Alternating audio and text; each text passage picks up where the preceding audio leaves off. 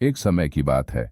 एक राज्य में एक प्रतापी राजा राज करता था। एक दिन उसके दरबार में एक विदेशी आगंतुक आया और उसने राजा को एक सुंदर पत्थर उपहार में दिया। राजा वह पत्थर देख बहुत प्रसन्न हुआ। उसने उस पत्थर से भगवान विष्णु की प्रतिमा का निर्माण कर उसे राज्य के मंदिर में स्थापित करने का निर्णय लिया और प्रतिमा निर्माण का कार्य राज्य के महामंत्री को सौंप दिया।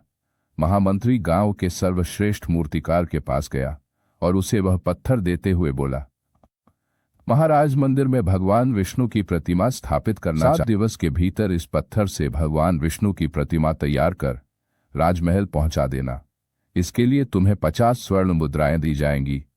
50 स्वर्ण मुद्राओं की बात सुनकर मूर्तिकार खुश हो गया और महामंत्री के जाने के उपरांत प्रतिमा का निर्माण कार्य प्रारंभ करने के उद्देश्य से अपने औजार निकाल लिए। अपने औजारों में से उसने एक हथौड़ा लिया और पत्थर तोड़ने के लिए उस पर हथौड़े से वार करने लगा, किंतु पत्थर जस का तस रहा। मूर्तिकार ने हथौड़े के कई वार पत्थर पर किए, किंतु पत्थर नहीं टूट। 50 बार प्रयास करने के उपरांत मूर्तिकार ने अंतिम बार प्रयास करने के उद्देश्य से हथौड़ा उठाया, किंतु यह सोचकर हथौड़े पर प्रहार करने के पूर्व ही उसने हाथ खींच लिया कि जब 50 बार वार करने से पत्थर नहीं टूटा तो अब क्या टूटेगा।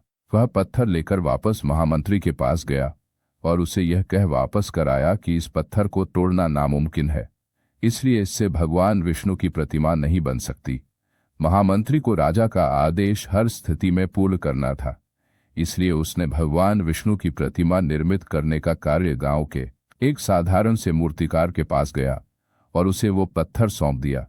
महामंत्री के सामने ही गांव के मूर्तिकार ने पत्थर पर हथौड़ा मारा। पत्थर एक बार में ही टूट गया। इसके बाद वो मूर्तिकार विष्णु जी की प्रतिमा बनाने में जुट गया।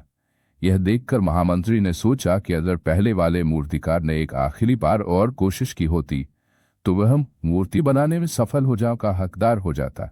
कई बार हम प्रयास किए बिना ही हार मान लेते हैं, तो कई बार प्रयास करने पर जब कुछ हाथ नहीं लगता है तो मन महसूस कर रह जाते हैं। ऐसे में इस कहानी से हमें यह सीख मिलती है कि अगर हमें अपने जीवन में सफल होना है या सफलता प्राप्त करनी है तो बार बार असफल होने के बाद भी प्रयास करना नहीं छोड़ना चाहिए, क्योंकि ऐसा भी हो सकता है कि जिस प्रयास को करने के पहले ही हम मरा दें वो ही हमारा आखिरी प्रयास हो और इसी अंतिम प्रयास से हमें कामयाबी प्राप्त हो जाए।